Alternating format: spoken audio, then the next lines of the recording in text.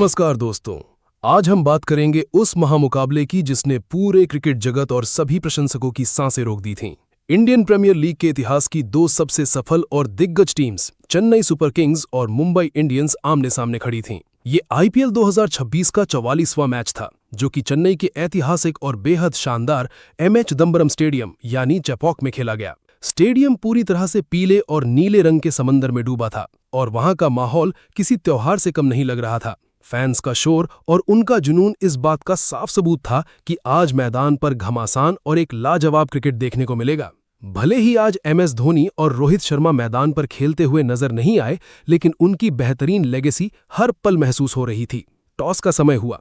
Pitch पर Mumbai Indians के नायाब कप्तान हार्दिक पांड्या और चेन्नई सुपर किंग्स के ऋतुराज गायकवाड़ आमने सामने खड़े थे। सिक्का उछला और किस्मत ने हार्दिक पांड्या का पूरा साथ दिया, जिसके बाद उन्होंने बिना किसी हिचकिचाहट के पहले बल्लेबाजी करने का फैसला लिया। उनका ये मानना था कि चेपॉक की इस टर्न लेने वाली विकेट पर पहले खेलकर एक बड़ा लक्ष्य सेट करना सबसे समझदारी भरा कदम होगा। लेकिन चेन्नई की खौफनाक गेंदबाजी लाइनअप अपने घर पर बिल्कुल अलग ही आक्रामक रूप में खेलने के लिए पूरी तरह तैयार बैठी थी। मुंबई इंडियंस की तरफ से बल्लेबाजी की शुरुआत करने के लिए विल जैक्स और धमाकेदार फॉर्म में चल रहे रायन रिकल्टन मैदान पर आए। चेन्नई की तरफ से पहला ओवर लेकर आए युवा गेंदबाज अंशुल कंबोज, जिन्होंने शुरुआत से ही अपनी सटीक लाइन और लेंथ से सबको हैरान किया। अपने पहले ही ओवर में अंशुल कंबोज ने कमाल कर दिया और विल जैक्स को एक बेहतरीन गेंद पर पवेलियन का रास्ता दिखा दिया।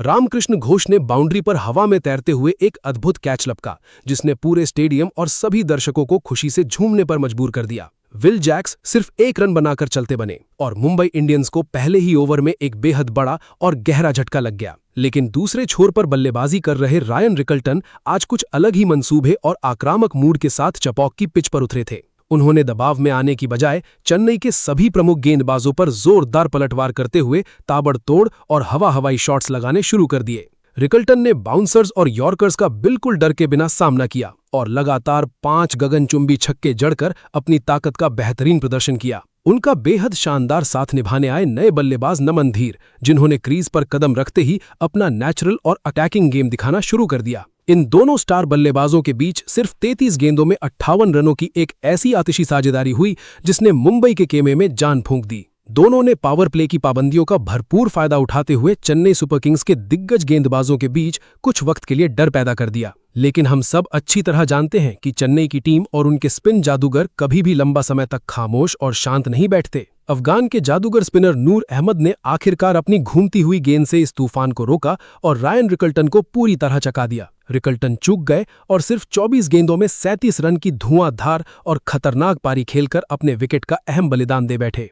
अपनी इस मजबूत पारी में उन्होंने 5 बेहतरीन सिक्सर्स लगाए और अपना स्ट्राइक रेट 154 के आंकड़े के आसपास लगातार मेंटेन करके रखा। उनके जाने के बाद सारी उम्मीदों का भार स्टार बल्लेबाज सूर्य कुमार यादव पर था, जिन्हें मॉडर्न टी20 फॉर्मेट का सबसे बड़ा बादशाह माना जाता है। सूर्या ने आते ही पिच के चारों तरफ अपने वही पुराने और दर्शनीय 360 डिग्री शॉट्स लगाने शुरू कर दिए और जल्दी जल्दी रन्स बटोरे। उन्होंने चोटी पर बेहद धमाकेदार कोशिश में सिर्फ 12 गेंदों पर 21 रन ठोक डाले, जिसमें 3 चौके और एक विशाल छक्का शामिल था। पर चेन्नई के चतुर और अनुभवी गेंदबाज आज उन्हें लंबा टिकने देने के मूड में बिल्कुल नहीं थे और सूर्या भी जल्द अपना विकेट गंवा बैठे। उसके बाद नमन धीर ने एक छोर पर मजबूती से खड़े रहकर लगातार गिरते विकेटों के बीच अपनी नैया आगे बढ़ाने का पूरा जिम्मा उठाया। नमन धीर ने 37 गेंदों का डटकर सामना किया और 57 रनों की एक शानदार, संयमित और उस मुश्किल वक्त की सबसे जरूरी अर्धशतकीय पारी जमा दी। अपनी इस बेहतरीन और प्रेरित करने वाली लाजवाब पारी में नमन ने 4 करारे चौके और 3 हवा में तेज तैरते हुए गगनचुंबी छक्के लगाए।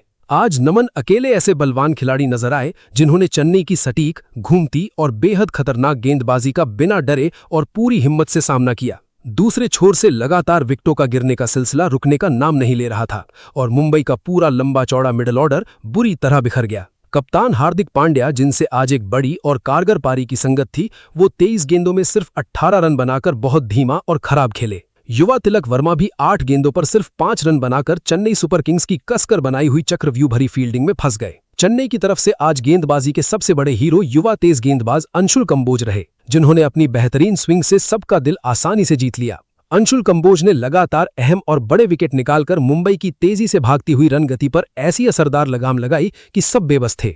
उन्होंने अपने पूरे 4 ओवर्स के कसे हुए स्पेल में महज 32 रन खर्च किए और मुंबई के 3 सबसे कारगर बल्लेबाजों को शिकार बनाया। अफगान के जादूगर स्पिनर नूर अहमद ने भी उनका बाखूबी साथ निभाया और अपने 4 ओवर्स में मात्र 26 रन देकर 2 बेहद अहम विकेट अपने नाम किए। जेमी ओवर्टन और डेब्यूटेंट रामकृष्ण घोष ने एक विकेट हासिल करके चेन्नई की पहले से मजबूत बॉलिंग यूनिट को मैदान पर और भी ज्यादा शानदार साबित किया। मुंबई इंडियंस की टीम अपने हिस्से के 20 ओवर तो खेली, लेकिन लगातार गिरते विकेटों के चलते एक बड़ा लक्ष्य खड़ा करने में नाकाम रही। मुंबई का स्कोरबोर्ड इनिंग्स के आखिर में सिर्फ 159 पर 7 पर आकर रुक गया, जो चेपॉक की सपाट विकेट के हिसाब से काफी छोटा था। दोस्तों, आगे मैच में जो बवाल हुआ वो जानने से पहले बस 1 सेकंड निकालकर वीडियो को जल्दी से लाइक ठोको और ऐसी ही धमाकेदार क्रिकेट कवरेज के लिए हमारे चैनल को अभी सब्सक्राइब कर लो। तो चलिए देखते हैं आगे मैदान पर क्या हुआ। चेन्नई सुपर किंग्स की तरफ से इस लक्ष्य का पीछा करने के लिए कप्तान ऋतुराज गायकवाड़ के साथ धाकड़ बल्लेबाज सैमसन मैदान पर उतरे।